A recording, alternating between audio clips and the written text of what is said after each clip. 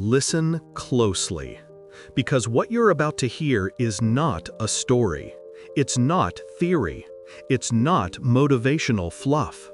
This is a Japanese method practiced quietly for centuries, a method warriors used before walking into battle, a method monks used before entering deep meditation, a method ordinary people still use today to silence the noise inside their heads, a method designed for one purpose: to kill your anxiety.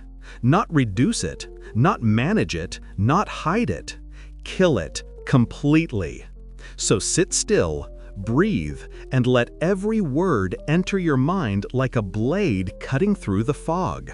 Because by the end of this speech, you will walk away with a new power, a new weapon, a new mind.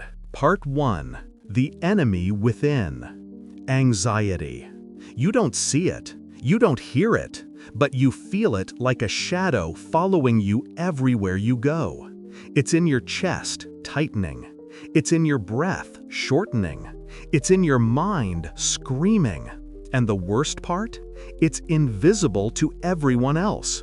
People think you're okay. People think you're normal. People think you're strong.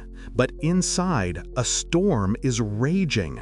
A storm that no one can see, but you feel every second. And here's the truth you never want to admit. Anxiety is not your fault, but it is your responsibility. You didn't choose anxiety, but you must choose to defeat it. And today, you will.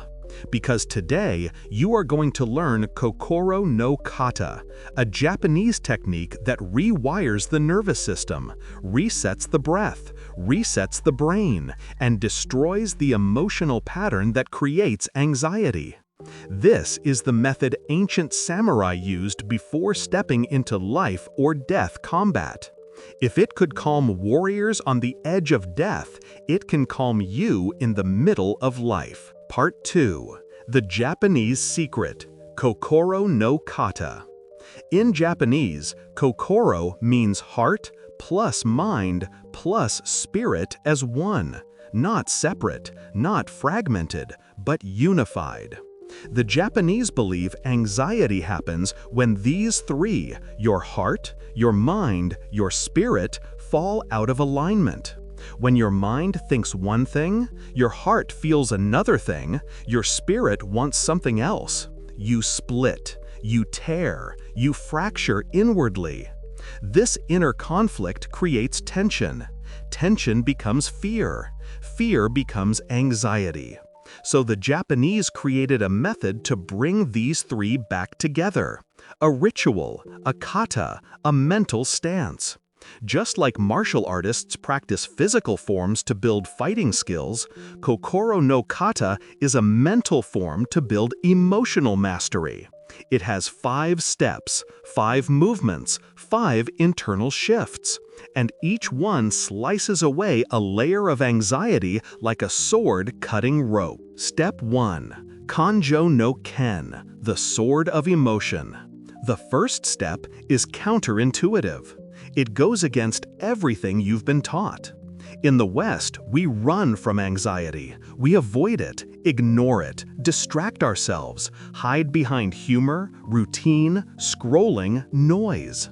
But the Japanese method says, turn toward the feeling.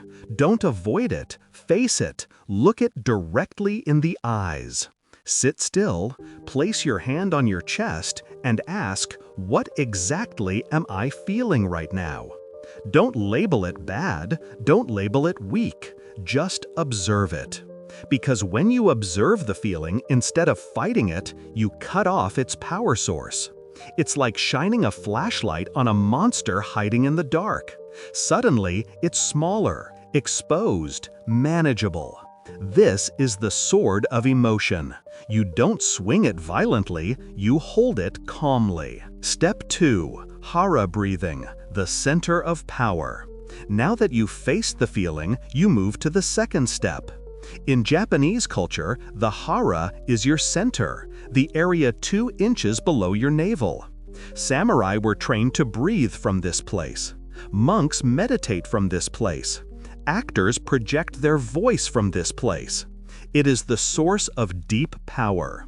Western anxiety is chest breathing, high, shallow, fast, panic. But Hara breathing is low, full, grounded. Here's how it works. Breathe in slowly for 4 seconds. Hold for 2 seconds. Exhale for 8 seconds. As you exhale, imagine dropping your awareness into your Hara. Repeat 5 to 10 rounds. This breathing resets the vagus nerve. It tells the brain, we are safe, we are stable, we are in control. Within 90 seconds, the chemistry of your brain begins to change. Adrenaline drops, cortisol lowers, your heart rate slows, your body returns to balance. This is not magic. This is biology, and it works every time. Step 3. Wabi-sabi, acceptance, embracing imperfection. Next comes something deeper, something emotional, something philosophical. The Japanese concept of wabi-sabi teaches that nothing is perfect, nothing is permanent, nothing is complete. Your anxiety is not permanent. Your fear is not final. Your mistakes do not define you. Your flaws are part of your beauty. Wabi-sabi shifts your mindset from, why is this happening to me, to, this is part of my human experience. Acceptance does not mean surrender. It means peace with the current moment while you change it. When you stop demanding perfection from yourself, your anxiety loses another layer of power. Because perfection is pressure. Pressure is fear. Fear fuels anxiety. Release perfection and you release the fear underneath. Step 4. KonMari for the mind. Decluttering the inner room. You've heard of Marie Kondo, the KonMari method of tidying your space. But fewer people know that the concept originated much earlier in Japan. Decluttering is not just external, it is internal. Your anxiety grows in a crowded mind. Too many thoughts, too many what-ifs, too many imagined disasters, too many regrets, too many future fears. So the 4th step of Kokoro no Kata is simple. Clear the mental room. Imagine your mind like a small Japanese tea room. Clean, minimal, peaceful, intentional. Then imagine placing every stressful thought in the middle of the room, one by one. Then ask, does this thought serve me? Does this thought help me? Does this thought belong here? If not, you thank the thought and release it, just like the Japanese do when they discard an item they no longer need. This step is powerful because your brain listens to symbolism. When you visualize letting go, your brain actually releases emotional tension. This is psychological decluttering, mental minimalism, inner organization. And the more you practice it, the less room anxiety has to grow. Step 5. Ikigai, the purpose that silences fear. Finally, the most powerful step of all. Ikigai, your reason for waking up, your reason for fighting, your reason for staying alive. When a person has no direction, their mind becomes a playground for anxiety. An idle mind is fertile soil for fear. But a purposeful mind has no space for panic. Ikigai is not your big dream. Ikigai is not your perfect life. Ikigai is simply the meaning you choose today, the meaning you carry into tomorrow. When you find something worth living for, a mission, a passion, a duty, a purpose, your anxiety no longer controls you, because purpose gives your mind a direction to walk, and anxiety dies without your attention. Purpose is the most powerful antidote to fear, because where purpose lives, fear cannot survive. Part 3. The transformation from anxious to armored. Now let me speak directly to you. You, the one listening right now. You, the one who hides your anxiety behind a strong face. You, the one who smiles while your heart fights a battle. You, the one who wakes up some mornings feeling lost, heavy, or scared. You are not weak. You are not broken. You are not behind. You are simply human. And now you have a method to transform.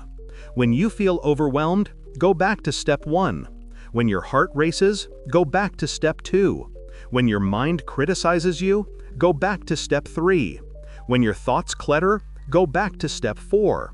When you lose direction, go back to step 5. This is your new ritual, your new mental martial art, your new emotional discipline. And every time you practice it, you become stronger. Part 4. The Japanese warrior mindset. Do you know why samurai were calm even when walking into death? Because they believed the warrior dies once, the coward dies 1,000 times. What does anxiety do? It makes you die inside over and over and over again, over imaginary fears, over imaginary dangers, over imaginary futures. The samurai mindset says, face life once, live boldly, die never in your mind. When you apply Kokoro no Kata, you are learning the same calm they mastered. You stand firm, you breathe deep, you accept imperfection, you declutter your mind, you choose purpose. This is the warrior's path. This is the monk's path. This is the path of emotional mastery. And now it is your path too. Part 5. The death of anxiety. Anxiety wants one thing, your attention. If you starve it, it dies. If you observe it, it weakens. If you breathe low, it dissolves. If you accept imperfection, it shrinks. If you declutter your thoughts, it loses ground. If you pursue purpose, it disappears. This method kills anxiety not by fighting, but by starving it. Not by resisting, but by understanding. Not by running, but by standing still. Because anxiety is loud, but you are louder. Anxiety is temporary, but you are permanent. Anxiety is a storm, but you are the mountain. Part 6. Your new identity. From this moment on, you are no longer the person who lets fear run the show. You are no longer the person who breaks under stress. You are no longer the person who collapses under chaos. You are the one who breathes through the storm. You are the one who faces fear like a warrior. You are the one who chooses meaning over panic. You are the one who kills anxiety with discipline. This is your new identity. Not anxious, not fragile, not lost, but grounded, focused, aligned, unshakable.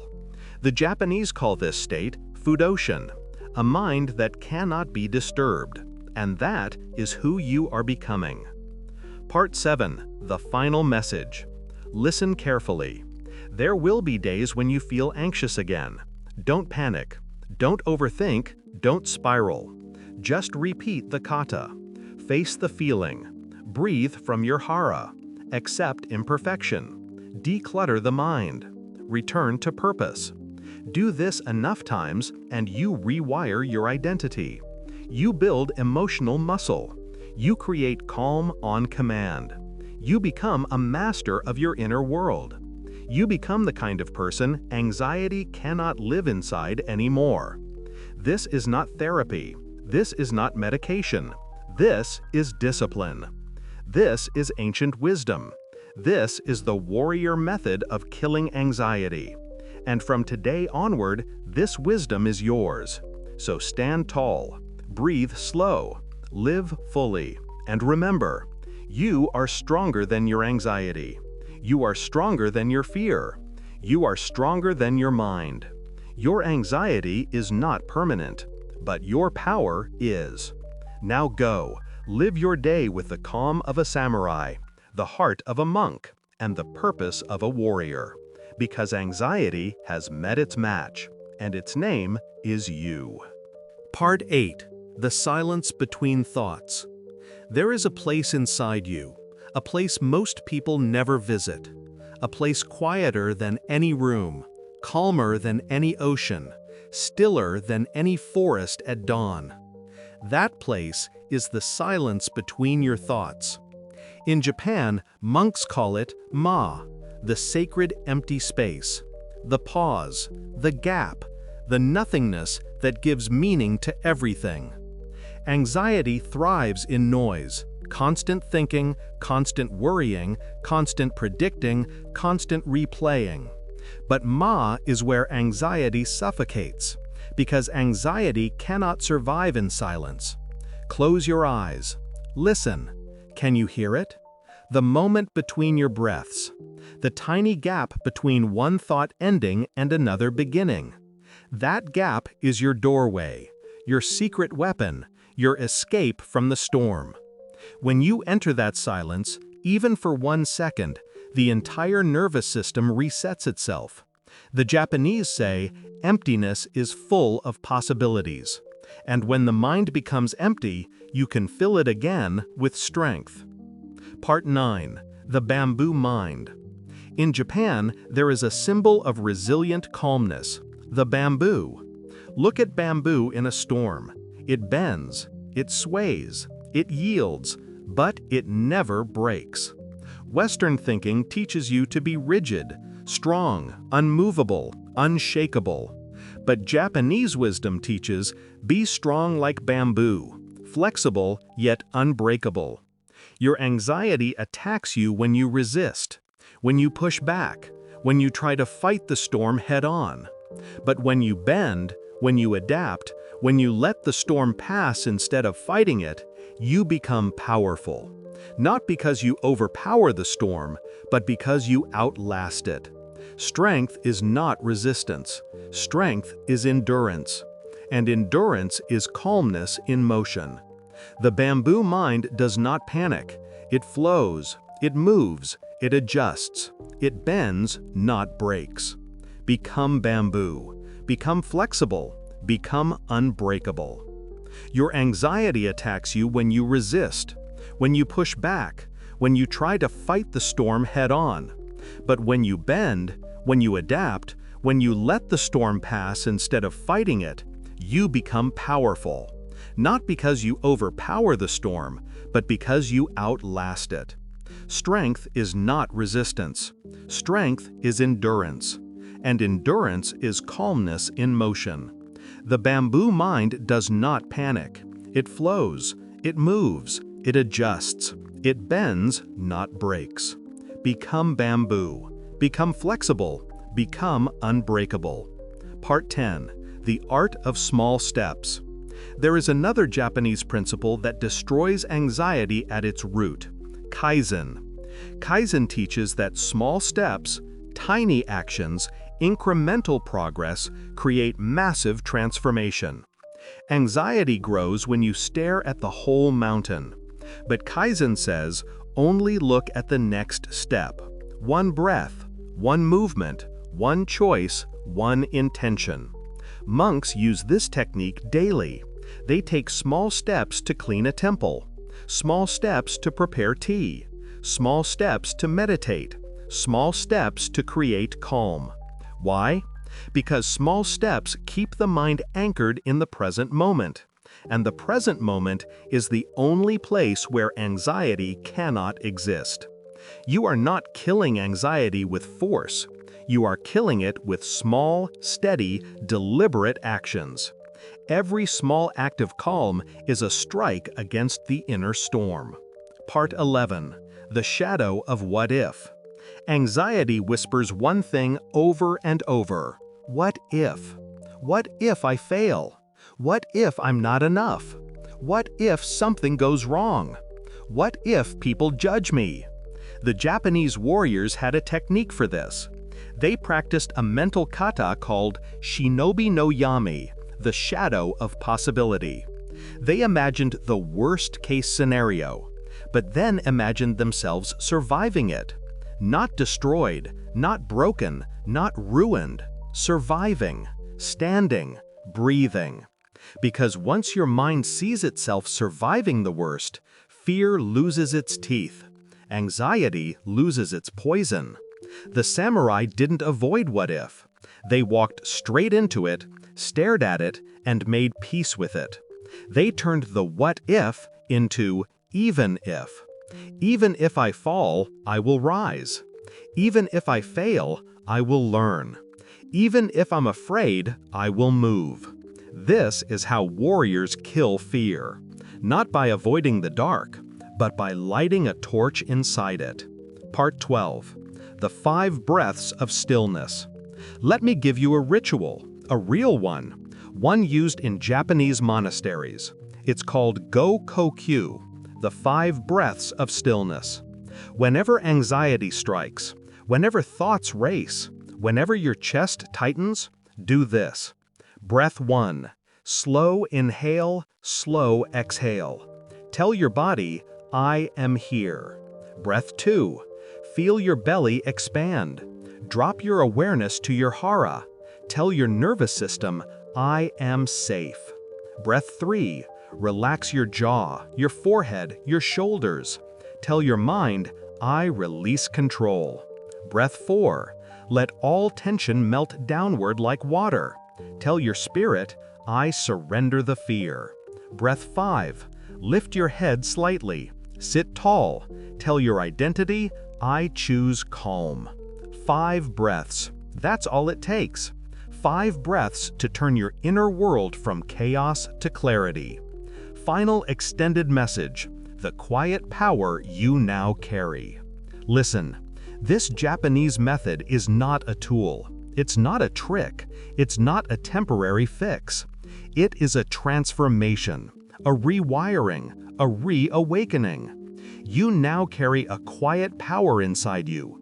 Not dramatic, not loud, not flashy, but deep, steady, unshakable. The power to breathe through fear, the power to stand through storms, the power to remain calm when the world loses control.